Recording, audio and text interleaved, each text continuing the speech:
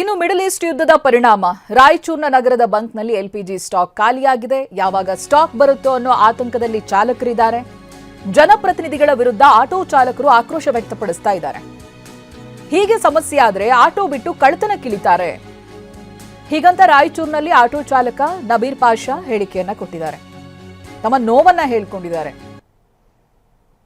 LPG ಸ್ಟಾಕ್ಗಳು ಖಾಲಿಯಾಗಿದೆ. ಯಾವಾಗ ಸ್ಟಾಕ್ ಬರುತ್ತೆ ಅನ್ನೋದು ಗೊತ್ತಿಲ್ಲ. ಹೀಗಾಗಿ ಆಟೋ ಚಾಲಕರು ಆತಂಕದಲ್ಲಿದ್ದಾರೆ. ಜೊತೆಗೆ ತಾವೇ ಆರಿಸಿ ಕಳಿಸಿರುವಂತಹ ಜನಪ್ರತಿನಿಧಿಗಳ ವಿರುದ್ಧ ಆಟೋ ಚಾಲಕರು ಆಕ್ರೋಶ ವ್ಯಕ್ತಪಡಿಸ್ತಾ ಇದ್ದಾರೆ. ಪ್ರತಿನಿಧಿ ಭೀಮೇಶ್ ಇದಕ್ಕೆ ಸಂಬಂಧಪಟ್ಟ ಹಾಗೆ ವರದಿ ಕೊಟ್ಟಿದ್ದಾರೆ. ಬನ್ನಿ ನೋಡೋಣ.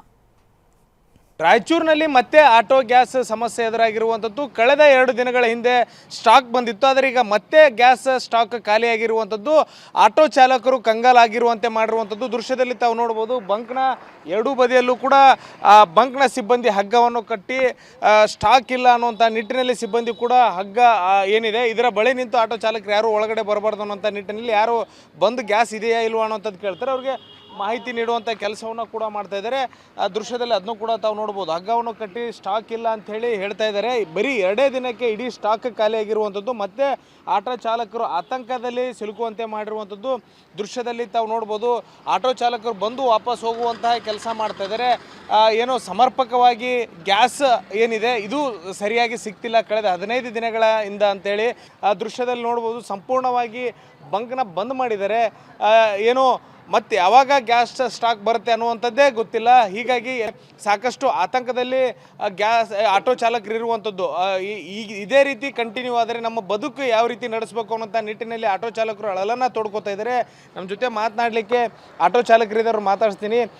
ಸರಿ ಹೇಳಿ, ಮತ್ತೆ ಈಗ ಸ್ಟಾಕ್ ಖಾಲಿ ಆಗೈತಿ, ಹೆಂಗೆ ಸಮಸ್ಯೆ ಆಗತ್ತೆ? ನೋಡ್ರಿ, ನಮಗೆ ಜೀವನ ಭಾಳ ಕಷ್ಟ ಆಗ್ಬಿಟ್ಟದ.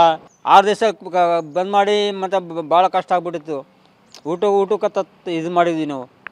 ಏನು ರೀ, ಸಾಲ ಕಟ್ಟೋಕೆ ಆಗಲ್ಲ. ಈ ಮನೇಲಿ ಕುಂತು ಸಾಕಾಗ್ಬಿಟ್ಟು ಹುಡುಗನು ಸಾಕಬೇಕು, ದೊಡ್ಡವನು ಮದುವನು ಸಾಕಬೇಕು, ಎಲ್ಲನೂ. ಅವ್ರು IPL ಟಿಕೆಟ್ನಿಂದ ನಾವು ಬಡವರು ನಾವು ಸಾಯಕತ್ತೀರ. IPL ಟಿಕೆಟ್ನಿಂದ ಎಮ್ಮೆಗಳು ಅವರು ಇವರು ಟಿಕೆಟ್ಗಳು ನಿಂದಿರ್ತಾರೆ.